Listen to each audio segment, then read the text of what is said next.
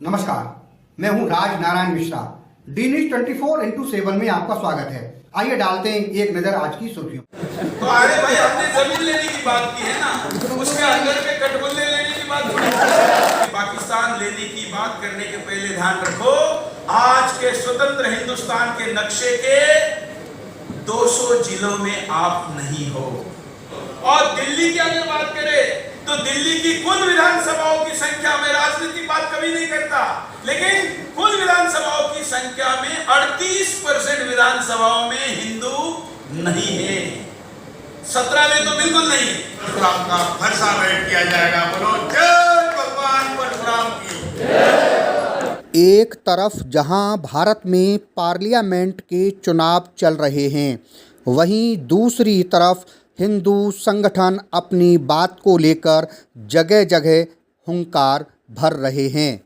देश की राजधानी दिल्ली के ITO में प्यारेलाल भवन के ऑडिटोरियम में यूथ स्टैंड्स फॉर सोसाइटी एवं सनातन ग्रुप का सानिध्य कर रहे सागर पारासर की अध्यक्षता में विशाल हिंदू युवा मिलन सम्मेलन का भव्य आयोजन किया गया, जिसमें सुदर्शन टीवी चैनल के CMD एवं एडिटर इन चीफ सुरेश चावन्य ने हिंदू संगठनों को एक मंच पर आने का आह्वान किया और इस्लाम पर जमकर वार किया।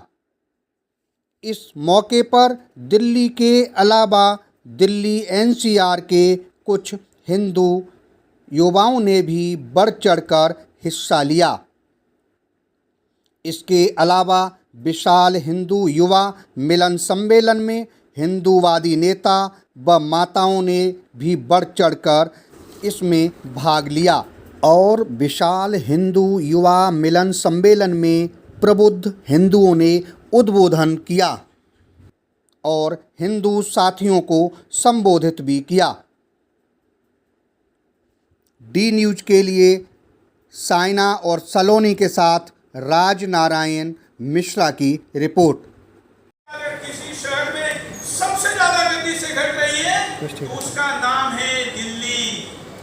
और इसलिए अगर किसी हिंदू सम्मेलन में देश के दूसरी जगह पर मैं होता तो उनके सामने बोलने का मुद्दा मेरा अलग होता, लेकिन मैं दिल्ली NCR के युवाओं के सामने बोल रहा हूँ। और इसलिए आज 4 बजे सुदर्शन में एक बड़ा विशेष कार्यक्रम है, जिसमें देश विदेश के आयुर्वेद के विशेषज्ञ आ रहे हैं। आपको पता है कि आजकल सुप्रीम कोर्ट में बाबा रामदेव को बड़ा हिदायत कर दिया है।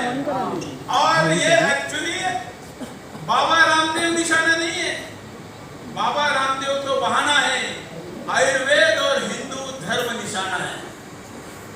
इसलिए वो कार्यक्रम में जाना है, लेकिन जब मुझे पता चला कि दिल्ली के युवा है, युवतियां है, तो मैंने कहा कि 15 मिनट के लिए भी क्यों नहीं मैं आऊंगा, क्योंकि किसी भी देश को बचाने के लिए, या उनकी भाषा में अगर मैं कहूं तो कोई भी शत्रु अगर किसी देश पर हमला करता है तो सबसे पहले किसे कब्जा करना चाहता है?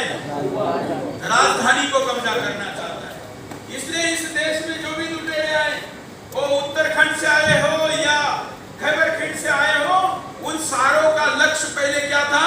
दिल्ली। जब ब्रिटिशर्स भी आए तो पहले तो ईस्ट इंडिया कंपनी लेकर बंगाल में आए, लेकिन फाइनली कहाँ आए? दिल्ली।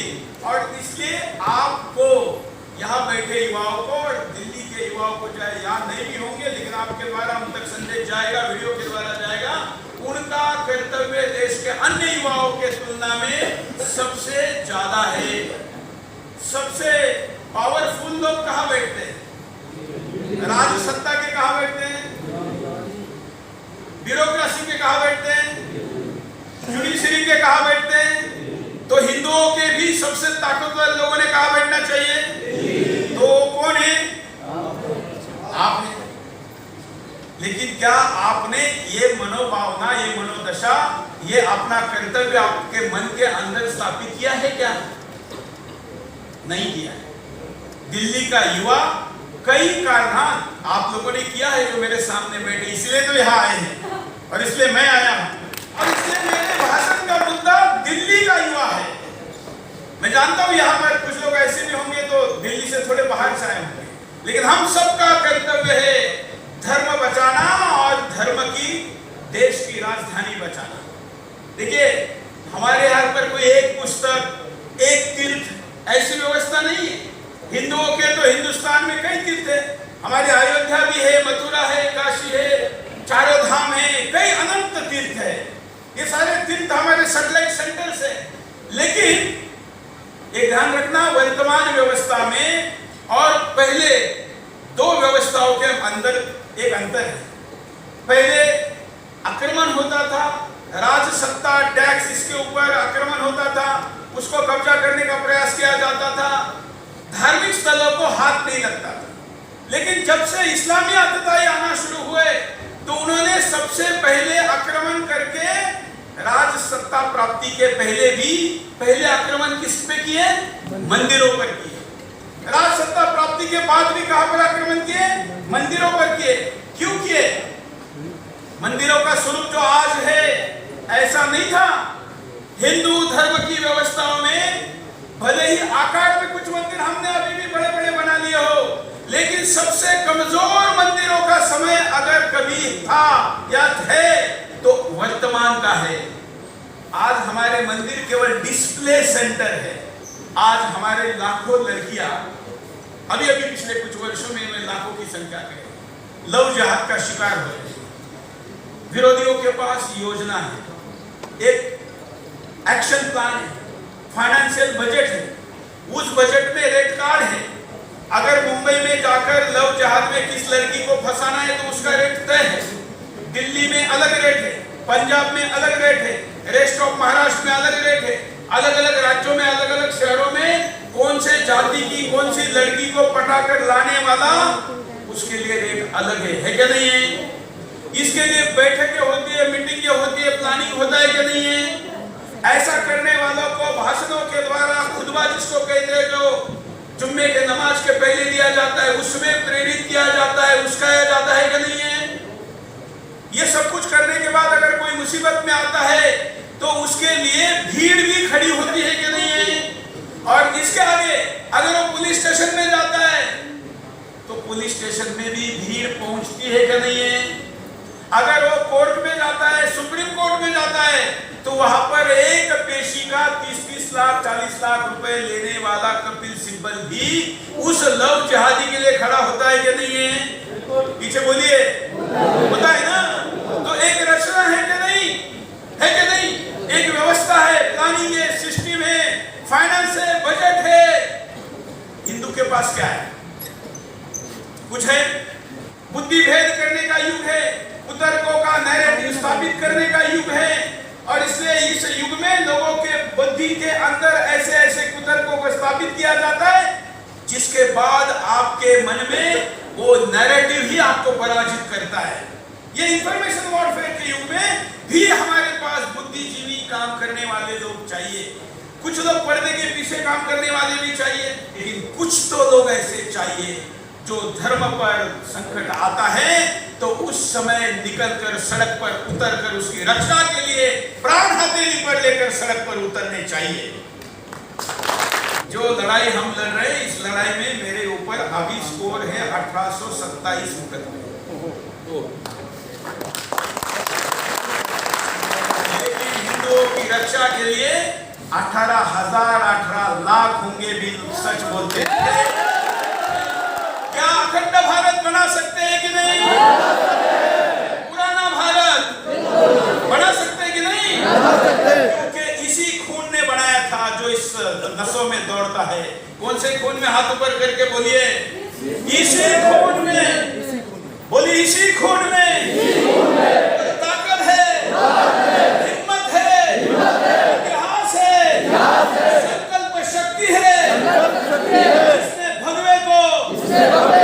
अटक से कटक तक लहरा था। आज हम संकल्प लेते हैं, उसे पुनः लहराएंगे, सांस से लहराएंगे।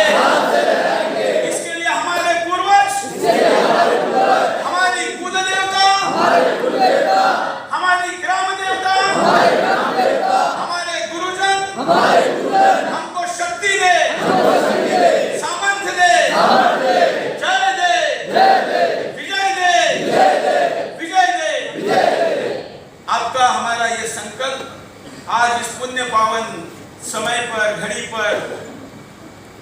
फलीभूत हो, यह आशा मैं करता हूँ।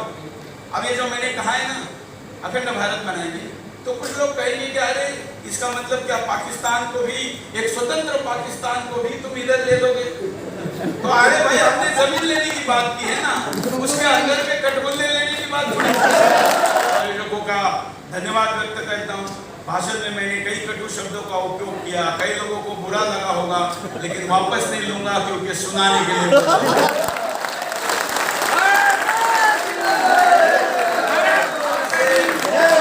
लेता हूँ। आप ऐसे ही बैठे रहेंगे, मुझे तुरंत निकलना है, आप कार्यक्रम कंटिन्यू करेंगे।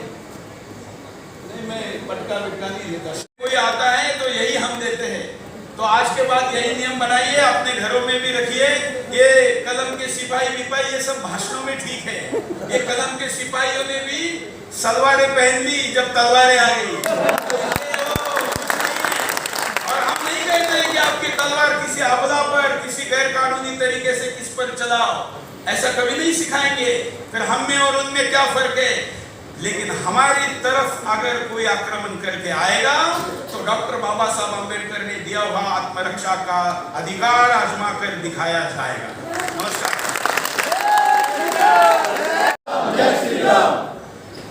अब की बार सुरेश भैया आएंगे तो फूलों की जगह इनको भगवान परशुराम का फरसा भेंट किया जाएगा। बोलो जय भगवान परशुराम की। और क्षत्रिय समाज की तरफ से तलवार भेंट की जाएगी। ठीक है भैया, अगली जो मीटिंग होगी भैया के लिए ये दोनों चीज का इंतजाम हो जाएगा। और ये ऑडिटोरियम जब भी हिंदू सभा होगी यहाँ पे, तो इससे कई गुना ज़्यादा हमारे हिंदू भाई आएंगे। सागर पाराशर जी का जो योगदान है, जो कड़ी मेहनत है, जो लोग कहाँ से पूरी दिल्ली से लोग आए हुए हैं, उन सब का मैं इसका चाचा हूँ। चंद्रप्रकाश शर्मा मेरा नाम है। जगत चाचा जो भी है भाई। तो थोड़ा सा बच्चे का उत्साह बढ़ाना भी जरूरी है। और बहुत मेहनत करता है, बहुत मेहनती लड़का है। और हिंदुओं के लिए, गाय के लिए, मंदिर के लिए इतना काम करता है। इसका एक भाई है सागर मलिक, हर तरह से इनका साथ देते हैं सागर भाई का। चाहे कहीं कितना भी बड़ा मैटर हो भाई, मुझे पता है सब तुम्हारी। ठीक है भैया, बहुत बहुत धन्यवाद सागर भाई और जितने भी भाई हिंदू भाई आए हुए हैं, सबको मेरा जय श्री राम, जय श्री राम। एक बहुत प्यारी किसी ने बात कही है कि जब तक हम लोग जागृत नहीं होते, जब तक हम एक नहीं होते। और हमेशा ये सोचते थे कि भाई सारे संगठन वाले और सारे हिंदूवादी मिलकर इकट्ठे कब होंगे। मेरी किसी से शत्रुता हो, ऐसी भयानक शत्रुता कि मैं उसको सह नहीं सकूं तो उसकी हत्या कर सकता हूं, या किसी की मुझसे ऐसी शत्रुता हो कि मुझे मार सकता है, मुझे आक्रमण कर सकता है। मगर जिससे मेरा परिचय ही नहीं, जिसे मैं जानता ही नहीं, कल छोड़िए 5 मिनट पहले नहीं मिला, उस व्यक्ति से शत्रुभाव, उसके प्रति ऐसा हिंसक भाव तो कारण होना चाहिए। इस कारण को समझे बिना समस्या का समाधान हो नहीं सकता। और दुर्भाग्य यह है कि विश्व भर में केवल एक भारत रहा है जिसमें ऋषि दयानंद ने सत्याग्रह प्रकाश का जो 14वां समोल्लास है उनका ग्रंथ, उसमें इस समस्या पर बात की। इससे पहले न इसके बाद किसी ने चर्चा की कि समस्या क्या है, क्यों ऐसा हो रहा है। हमास ने आक्रमण किया, सेनाएं लड़ती हैं, एक दूसरे से युद्ध होता है। हमास एक ऐसा संगठन है जिसको ईरान फंड करता है, इसने ट्रेन किया है। हमास के लोगों ने इजराइल पर हमला किया, ऐसे लोगों पर जो उत्सव मना रहे थे, आनंद मोद में थे, मस्तियां कर रहे थे, डांस कर रहे थे, उन पर हमला किया, सैकड़ों लोगों को मार दिया। इतना बीभत्स हत्याकांड है। बच्चे को, 2.5 साल के बच्चे को ओवन के अंदर डाल दिया, ऑन कर दिया, ओवन वो जलने लगा, भूनने लगा, चीखें मार रहा है, उसकी माँ को लगातार रेप कर रहे हैं और उस पर वीडियो बनाए जा रहे हैं। प्रसन्न हो गए। ऐसी दर्जनों घटनाएं हुई। लड़कियों को नग्न भगाया, दौड़ाया, उनके साथ रुक रुक के बलात्कार किए, और ये सारी चीजें बाद में इजराइल ने, जो लोग पकड़े गए, उसे दिखाया विश्व के मीडिया को कि ये हुआ है। अब सेना से हमारी पाकिस्तान से शत्रुता है, हमारी क्या शत्रुता, पाकिस्तान की हमसे शत्रुता है। पाकिस्तान हमारे लोगों को मारे, हम पर आक्रमण करें, हम उसके लोगों पर मारे, आक्रमण करें, मगर सिविलियंस इसकी मार में नहीं आते, सामान्य समाज इसकी मार में नहीं आता। ये युद्ध सेनाओं के बीच में होते हैं, सिविलियंस को शिकार क्यों होना है। नाइजीरिया बोको हराम एक संगठन है, बोको हराम का मतलब पश्चिमी सभ्यता हराम। उसके लोगों ने एक क्रिश्चियन मिशन के स्कूल को घेर लिया रात में, उसमें 11 वर्ष से लेकर 16 वर्ष तक की आयु के बच्चे थे। हॉस्टल में आग लगा दी, लोग कूद कूद के बच्चे बचकर भागे तो उनको कुल्हाड़ों से, छुरों से काट डाला, सैकड़ों लोग मार दिए। इन जिन लोगों को मार रहे थे, इनको 10 मिनट पहले किसी के बारे में कुछ पता नहीं था कि कौन है, क्या है, कैसा है, कुछ नहीं। ऐसा भयानक हत्याकांड। एक और उदाहरण टेम्स पर, लंदन की, और ये लोग वहां पर बसे हुए लोग हैं, बाहर से नहीं आए। 3 लोगों ने गाड़ी किराए पे ली, बड़ी गाड़ी किराए पे ली, चाहते ट्रक थे, मिला नहीं तो गाड़ी इस्तेमाल की, और टेम्स के ऊपर आते जाते लोगों पर गाड़ी चढ़ाई, उनको कुचल के मारा। फिर एक पेमेंट से टकरा के गाड़ी पलट गई तो लंबे लंबे छुरे लेके निकले और लोगों पर छुरे मारते रहे, और गोरे समझ नहीं पाएंगे कि मारने वाले कौन हैं, क्यों मार रहे हैं, तो अल्लाह अकबर के साथ in the name of Allah, in the name of Allah कहते लोगों का वहां की पुलिस ने 3 को चटका दिया। और ऐसे उदाहरण श्रीलंका में ईस्टर के मौके पर 2 5 स्टार होटलों में 2 भाइयों ने डायनामाइट बांध के अपने बदन पर विस्फोट किया। ईस्टर के मौके पे विश्व भर के लोग वहां पर आए होते हैं, बड़ा टूरिस्ट डेस्टिनेशन है, सैकड़ों लोग उसमें मार गए। उन लड़कों के घर पर पुलिस ने छापा मारा तो उनकी बीवी, जो गर्भवती थी, एक शादीशुदा था, वो गर्भवती थी, उसने बेल्ट बांधी हुई थी, वहां बेल्ट उड़ा दी तो उसमें 5-7 लोग वैसे मर गए। अजन्मे बच्चे को, अजन्मे शिशु को लेकर वो मौत उसने स्वीकार की। इन दोनों भाइयों का पिता 10,000 करोड़ का, जो श्रीलंका के संदर्भ में बहुत बड़ी रकम है, मसालों का व्यापारी था। पीएमओ में जाने के लिए उसे सेम डे अपॉइंटमेंट मिल जाता था। यानी आर्थिक रूप से जो सुख चाहिए, संपन्नता चाहिए, आराम चाहिए, सब उपलब्ध था। उसके बावजूद उसने ऐसा किया। और किन लोगों को मारा? जो टूरिस्ट थे, जिनसे कोई मतलब नहीं था, जिनसे कोई शत्रुता नहीं थी। भारत में भी हुआ, मुंबई में पाकिस्तान के आतंकी आए और उन्होंने ताज होटल पे और जगह ऐसे कई जगह हमले किए और सिविलियंस पे आते जाते लोगों पर गोलियां चलाई। 9/11 बहुत बड़ी घटना है, वैश्विक स्तर पर जो बदलाव आया।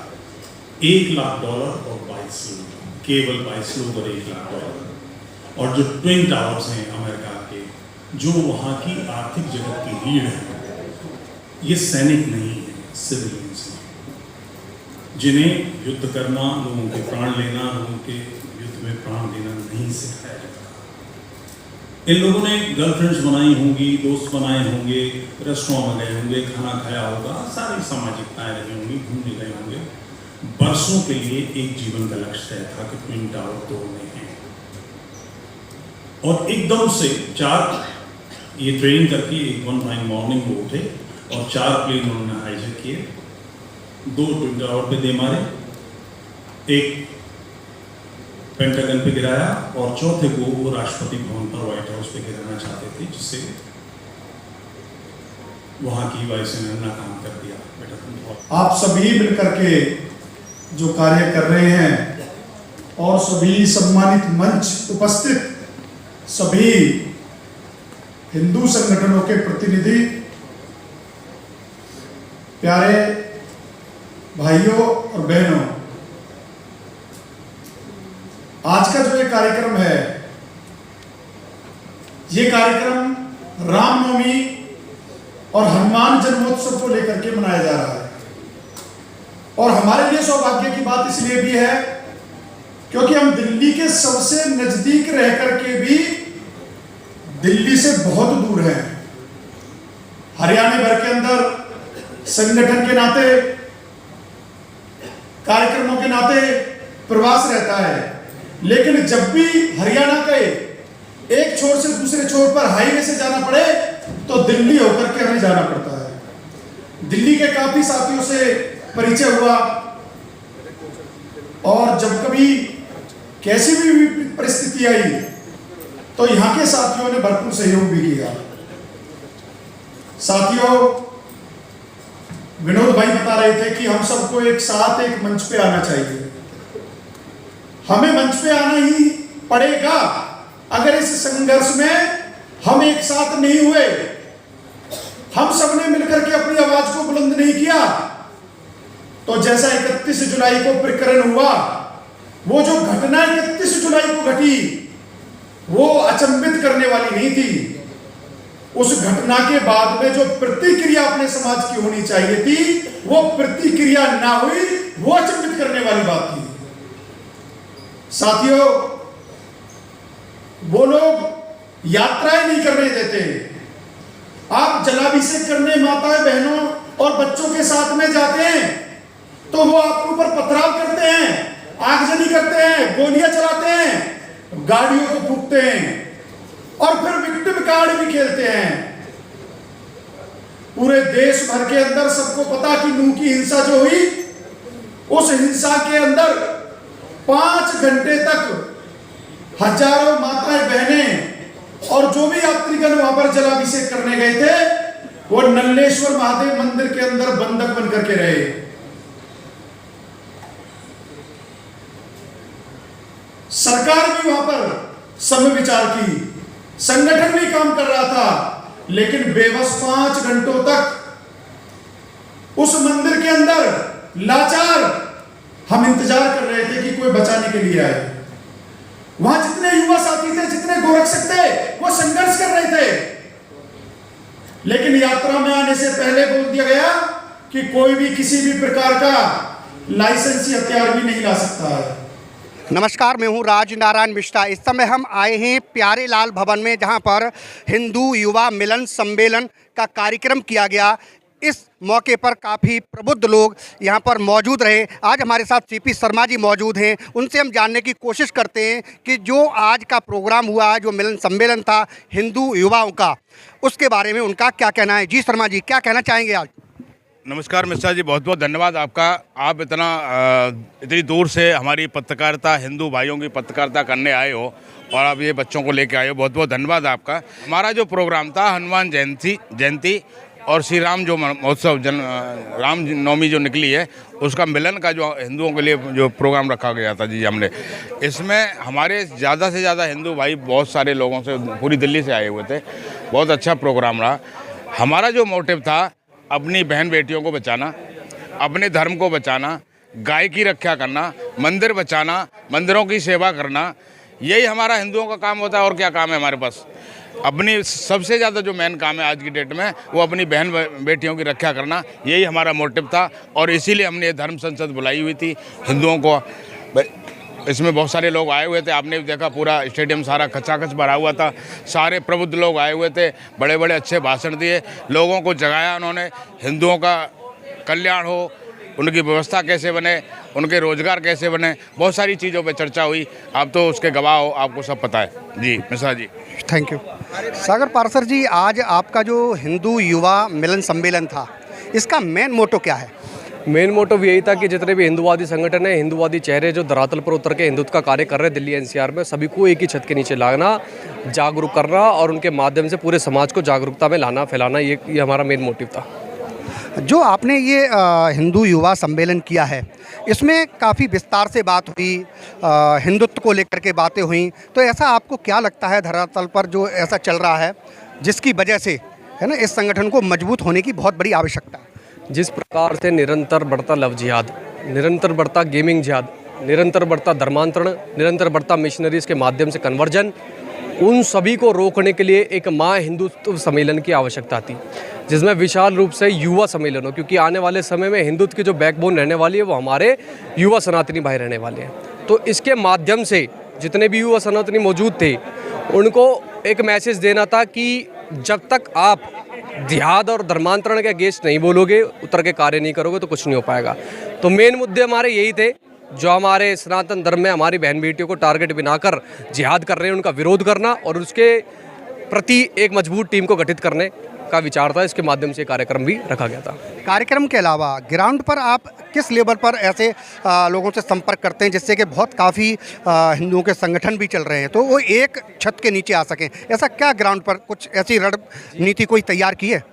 हमारे बड़े भाइयों के माध्यम से एक परिषद की तैयारी की गई है, जिसमें जितने भी संगठन हैं हिंदूवादी सभी एक छत के नीचे आ सके, एक परिषद के माध्यम से कार्य कर सके। और ये इसलिए था क्योंकि जितने भी संगठन हैं सारी टहनियाँ ही हैं और हम एक ही पेड़ की जड़ है, तो जब तक जुड़ेंगे नहीं तब तक कुछ नहीं हो पाएगा, वरना करते रहेंगे। तो बस इसीलिए जितने भी हमारे बड़े भाइयों के माध्यम से परिषद का प्रयास हो रहा है उसको सफल बनाने का भी हमारा विचार है। Thank you. हीरा पंडित जी, आप आज यहाँ पर प्रोग्राम में आए जो हिंदू युवा मिलन सम्मेलन था, क्या कहना चाहेंगे आज के प्रोग्राम के बारे में? इस प्रोग्राम को करने के पीछे लक्ष्य ये था कि जितने हिंदू संगठन हैं जो अलग अलग कार्य कर रहे हैं उनको पहले एक छत के नीचे लाया जाए और सनातन को एक किया जाए। जितने सनातन के सिपाही हैं जो लगे हुए हैं पूरे ज़ोर से शोर से अलग अलग जगह आंदोलन करते हैं, अलग अलग जगह मिलते हैं, तो उनको एक छत के नीचे लाके एकत्रित करने का काम किया गया इसमें। आप को लगता है कि जो छोटे छोटे संगठन हैं वो एकत्रित हो पाएंगे? बिल्कुल हो पाएंगे, अब समय आ गया है एक होने का। अभी अगर हिंदू अभी नहीं जागा, सनातनी अभी नहीं जागे तो कब जाएंगे? अब तो सरकार अपनी मौका अपना सब कुछ अपने पास है। नहीं, ग्राउंड पर ऐसी क्या ज़रूरत पड़ी जो कि इस तरीक़ा के सम्मेलन करने की ज़रूरत पड़ी है जिससे कि जो युवा है, जो हिंदू युवा है वो खास करके जागे? ऐसी कौन सी घटनाएं हैं? देखो, पहले ऐसा होता था कि कुछ घटनाएं होती थी, लोगों तो पता नहीं चल पाती थी। अब क्या यूट्यूब, सोशल मीडिया, जो नेशनल न्यूज़ चैनल है उनके माध्यम से पता लगता है हम लोगों को कि देश में अलग अलग जगह पर ऐसी घटना घट रही है। जैसे लव जिहाद आज के टाइम में सबसे ज़्यादा जो चरम पे चल रहा है, लव जिहाद चल रहा है, जिसमें क्या होता है हिंदू लड़कियों को अपनी तरफ आकर्षित किया जाता है और उनसे शादी कर ली जाए, उसके बाद मारना काटना, जो अभी आपने उसका श्रद्धा मर्डर केस सुना था, इस तरह की घटनाएं बहुत ज़्यादा बढ़ गई हैं देश में। अभी रोहिणी में संगीता का मर्डर हुआ था, ये घटनाएं ज़्यादा बढ़ गई। इसलिए हिंदू संगठन के जो युवा हैं उनमें जोश है पूरा, वो चाहते हैं कि एकजुट होकर पूरे सनातन धर्म की और हिंदुओं की रक्षा की जाए। आप क्या संदेश देना चाहेंगे युवाओं को? आप खुद युवा हैं।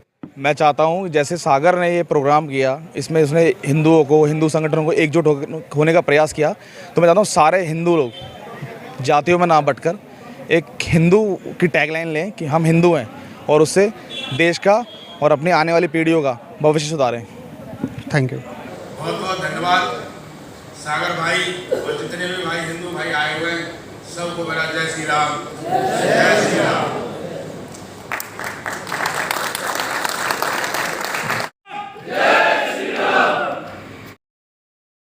अगर आपने हमारे चैनल को सब्सक्राइब नहीं किया है तो सब्सक्राइब करें और बेल आइकॉन दबाएं और हाँ, लाइक और शेयर जरूर करें।